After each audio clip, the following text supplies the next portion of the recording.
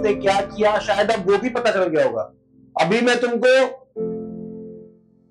दूसरा कोई नाम लूं ना तो भी तुमको तुरंत रिलेट हो जाएगा, तुरंत उसको पकड़ लोगे। क्यों पकड़ लोगे? क्योंकि तुम देखते हो, क्योंकि तुम सुनते हो और मजा करते हो।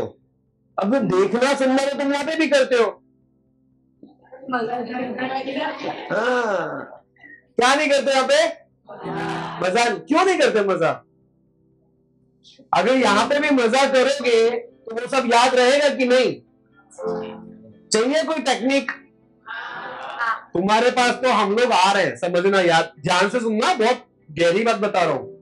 तुम्हारे पास हम लोग आ रहे हैं समझाने के लिए। हमको है ना लात और घूसे पड़ते थे। उठ जा, चला जा। और हम लोग जैसे छोटा बच्चा नहीं होता, पहली बार स्कूल जाता है। अभी के बच्चे कैसे? हाँ मैं स्कूल जा रहा हूं, घर से त्रास छूटा।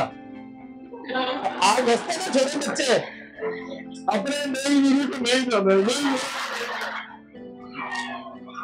होता नहीं ना ऐसा? देखा है तुमने? क्यों रोते थे हम लोग? क्योंकि हमको पता ही नहीं है कि वहां पे क्या होने वाला है। आज की स्कूल्स और पहले की स्कूल्स में बहुत फर्क है, जमीन आसमान का अंतर है।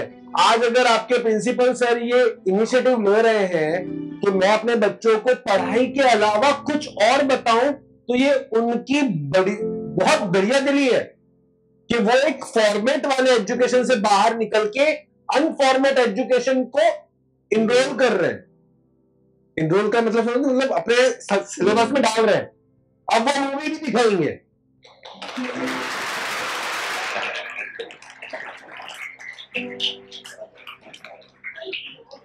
लेकिन मूवी दिखाने में ना शर्त होगी, और वो शर्त मेरी होगी। जिसने पहली बार मूवी देखने आए वो देखने आए, लेकिन उसके बाद एक भी मूवी में अगर वो नहीं आए तो वो फेल हो जाएंगे सीधा।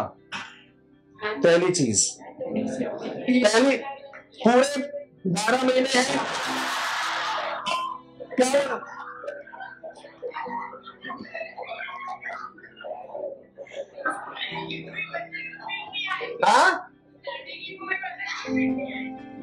स्टडी की मूवी? मैं स्टडी की बताऊंगा ही नहीं, मैं स्टडी बताऊंगा ही नहीं, मैं मूवी के अंदर से स्टडी करवा दूंगा।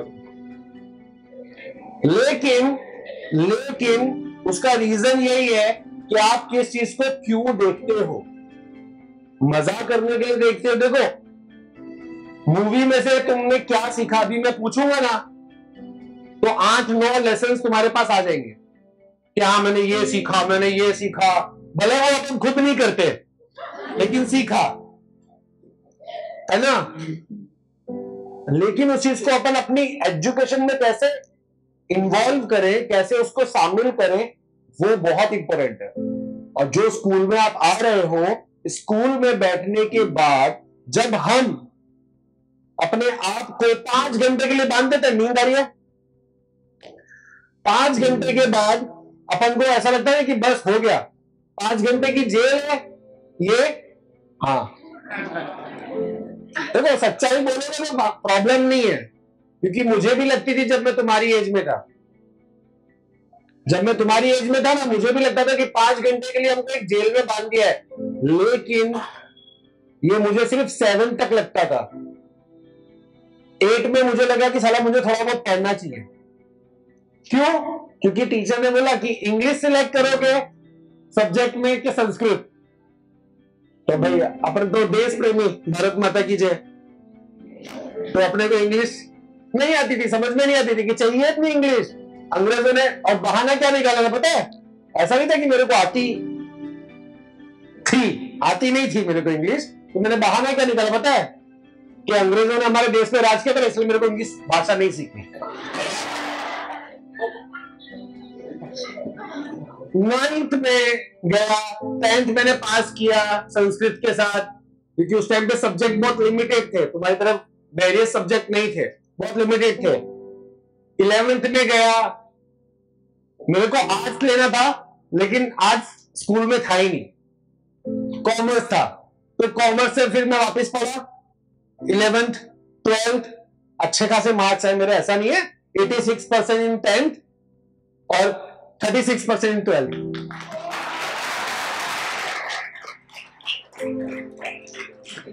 अरे पॉइंट पे पास हुआ 12th में। 36% इन 12th। क्यों? क्योंकि एकड़ एक बगड़ में, मतलब उसमें होता क्या, स्टेट में सिर्फ गणित होता है और वो मेरे को समझ में आता नहीं था, क्योंकि मैं बंदा ग्राउंड का मतलब स्पोर्ट्समैन था। तो मैं पूरे दिन तो ग्राउंड में खेलता रहता था, सेटिंग करके टीचर से।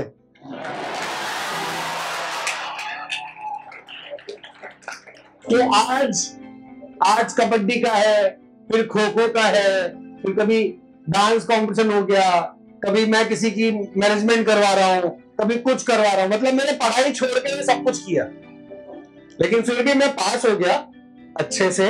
और फाइनली मेरी स्कूल ने बोला धन्यवाद, क्या जा रहे हो।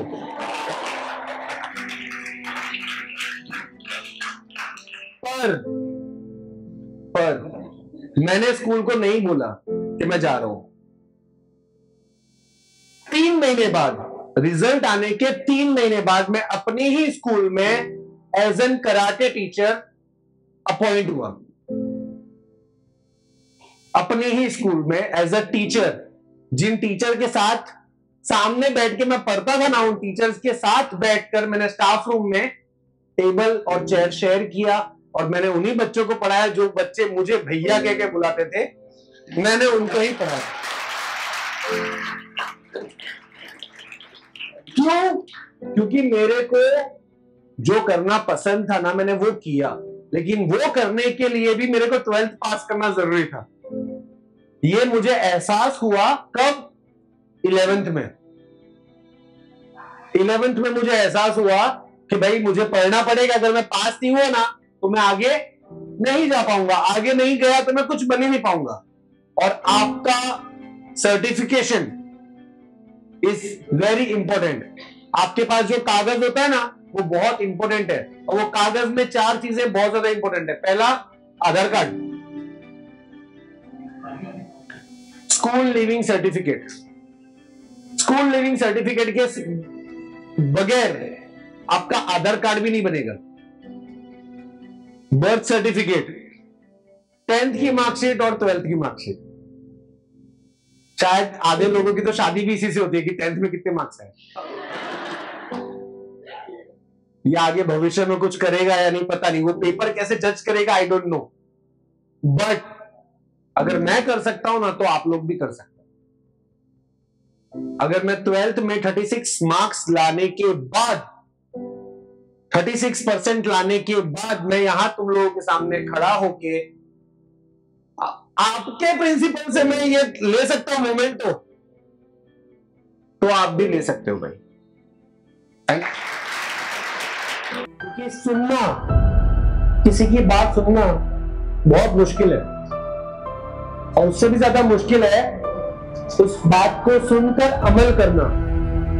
और वो दूसरा काम कर पाते या नहीं पता नहीं, तुम्हारे ऊपर है। पहला काम तुमने कर लिया। Thank you so much.